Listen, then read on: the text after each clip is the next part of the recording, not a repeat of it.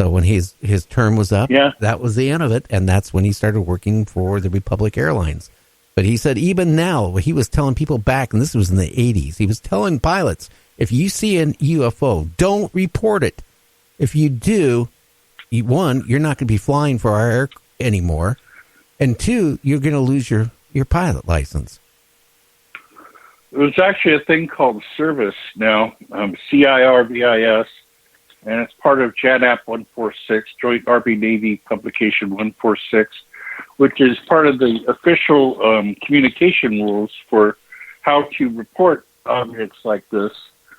So by him just blurting it out like that over an open channel, yeah, he violated policy there. That's why he was directed to do that.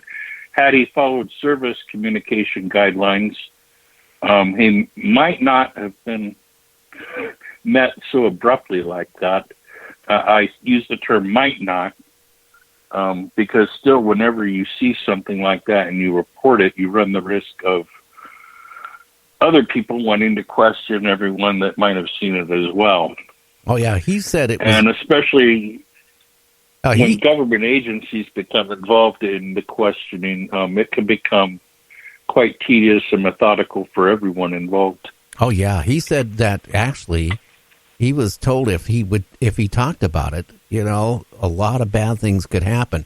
He was told, you never saw it. They were all told it never happened. And he said these were people in suits. That you can figure out who the people were in suits were. Well, that's rumor, innuendo. Yeah. Well, he said they... Do we really know? Do we really know? He said that was CIA. That's what he said. CIA, definitely CIA. And he was scared. Well, isn't the CIA under mandate to not operate on soil with American citizens?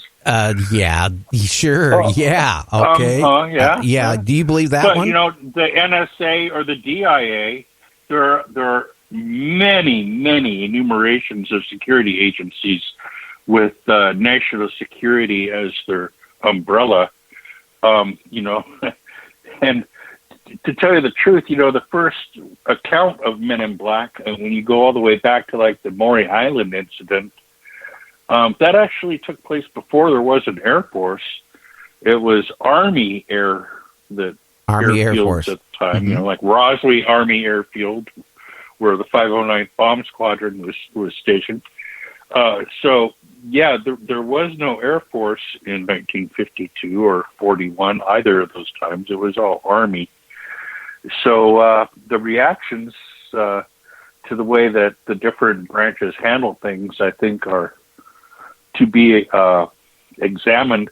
And quite a few people, I believe, have overlooked the Navy simply because they think, well, their jurisdiction is the water.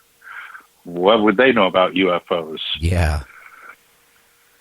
But let's consider that the only difference between a UFO and a USO is the medium it's flying through at the time.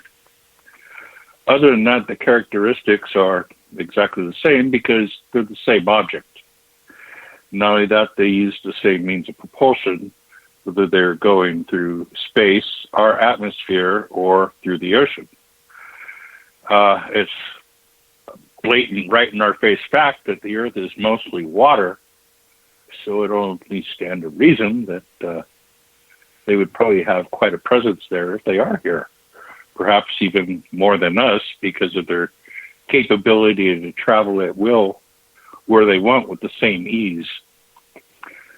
So, yeah, a little food for thought. Well, too, off of California, too, that, Preston Dennett has been on my show numerous times, and he claims that he feels that there is an underwater UFO base out there off of California. I'm sure there probably is. We may not agree on the location, but the basic idea I do agree with.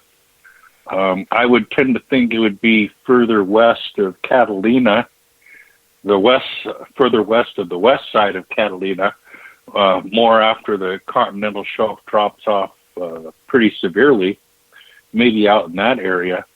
There's no need with the speeds they travel and their capabilities for it to be too close to shore. And again, when you think about the Nimitz encounter, and the big thing that I've thought about it, I could care less about the Tic Tac UFO, really. Maybe it's a drone or something. I don't know. I'm not that impressed with what it is. I don't mean one of our drones. I mean a drone from a larger ship. Maybe it was used to divert attention and draw them away from the larger craft that was underwater at the time, that no one talks about. And, they had been picking up on radar before they could start their exercises, a number of multiple crafts dropping down from high altitude to the surface there by the west side of Catalina Island. And I would think, why? Why would there be multiple bogies dropping down from high altitude to that location? And then something massive when they get there under the water. Well, if you're looking for location of a base, little tiny signals like that might be a good indication of where to start looking. I would think so. Now, one thing you mentioned, maybe drones, because I'll tell you what, that makes a lot of sense because, I had Bruce Maccabee on my show numerous times.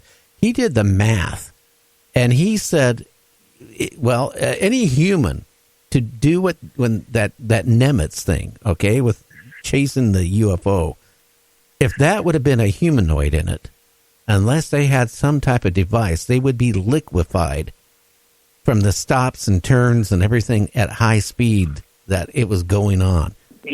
That's if you're using inertia type travel. But if you're in a field, a self-contained field that's generated, that is what's actually moving you through space-time, and you're sliding through kind of like a bubble through a herd of greased pigs, then you really don't have to worry about that. And I tend to believe that's more of the way they travel, pardon the analogy, but, if they can travel the same way through the air without the friction affecting them, and also enter numerous accounts of them as they enter water at no splash or whatever, which would tell me that, whatever that field is, displaced the water. It had no frictionable effect of their movement, just like the atmosphere didn't, which is why they're able to achieve the high speeds underwater that we can't. Interestingly enough, though, after we've recovered a few downed craft, our Navy started adding electrostatic charges to the front leading edges and hulls of their ships to cut down on friction cutting through waves. Well, I wonder where they got that technology. Well, gosh. Yeah, it wasn't from the drawing board. I think they rationalized it or got it somehow off of one of these crashed craft. That's what I think. I'd bet you $1, yeah. Pretty sure that's how they got a lot of the technology that's in use today. You can only account for so much in a technological leap, but when you look at what's been done in the last 100 years, damn, we've gone a long way from the Chill brother. No, here's one thing I've said on my show. My dad was an electronic engineer. Okay, he worked for Boeing's till he retired, but one of his projects, Boeing's was going to come out with the SST, the super, transport, supersonic transport, and he was working on electronics. Sure, I remember. Yeah, he was working on electronics on that. I've been involved with electronics since I was a little kid. I was a licensed amateur by the time I was 12 years old. Before that, I was a CB'er. I've been around electronics all my life. I remember asking my dad a couple questions. How could we go from tube computers, tube electronics, to the transistor, to integrated circuit, to fiber optics so fast? My dad said, you know what? We've had help. And he says, no way it could have involved by ourselves. I wholeheartedly agree with that. Things I've read since that time period had confirmed my suspicions. But I'll tell you, Gary, my dad was kind of technical too in that regard. He worked for Pacific Telephone for 40 years, and he was in charge of the changeover from crossbar to fiber optic there at where he worked in the Montebello station. Are you still there? Oh, yeah. Weird noise. Yeah, I'm here. Okay. So I get afraid sometimes when I hear these weird noises and then it just stops and I don't hear anything. I'm talking to myself. I feel that way on my show okay. sometimes. No. Occasionally, sometimes, some of the guests I have on, you're not one of them, but there's been a few guests I feel I am talking to myself. Anyway, I digress. But, yeah, as time goes on, more has been revealed about the relationship between early intelligence agencies and communications companies. Now, my dad was Navy, which we all know was the predecessor. The OSI started out as a Navy intelligence organization, later evolved to become the CIA. But then after the Navy, my dad went to work for Pacific Telephone, like I said, and spent 40 years in this office there in Montebello, taking over from crossbar, which was your basic hard wiring coming into a banks of switches and solenoids and things like that, yeah, to the new fiber optic system, which was being developed by, I believe it was Western Electric at the time that was working in coalition with them. And, we talked about the fiber optic technology at the time. Now, mind you, this is the 60s, but I'm just a kid, but I was electronic minded too. And talking about this with my dad, and we got on the subject of somehow or another UFOs. And, my dad was a pretty even-keeled guy. He wasn't very emotional, always real nice and respectful. But this one time, it always stands out in my memory that he got angry with me, red in the face, veins sticking out of the neck, and leaning down into me and looking at me and saying, "There's no such thing as UFOs." And, I had to think, wow, that's kind of a little too strong a protest, don't you think? I think he knew something. Which made me think maybe there's a little more something to it. Now, Jeff, we need to go for a break. This break is like 8 minutes long because we got our side and then the news. So if you want to get a cup of Java or something, you got an 8-minute window there. We'll be back with Jeff talking about fiber optics, electronics, back technology, talking about Mufon and all that. You're listening to Night Dreams Talk Radio. Check out our website at www.nightdreamstalkradio.com. And you can also check out, everything about, not everything about Jeff, a little bit about his background, what he's been doing and with Mufon and being a field investigator and all that stuff. So stay tuned. We'll be back, in a flash.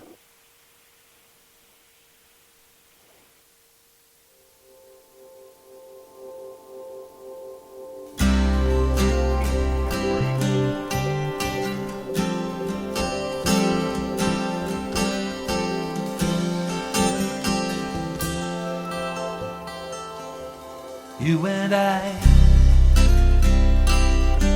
were living in the strangest of times on my hill, watching while the cities rise from the collapse that we left when the sun beat it down to the valley. Living in the strangest of times, you and me, watching while the cities rise and fall like rain. Seems that I knew you before, but when did I knew you then? Funny how the colors bend when lifetimes start to blend, and we've been spinning mysteries Mandela. Living in the strangest of times, you and You can advertise your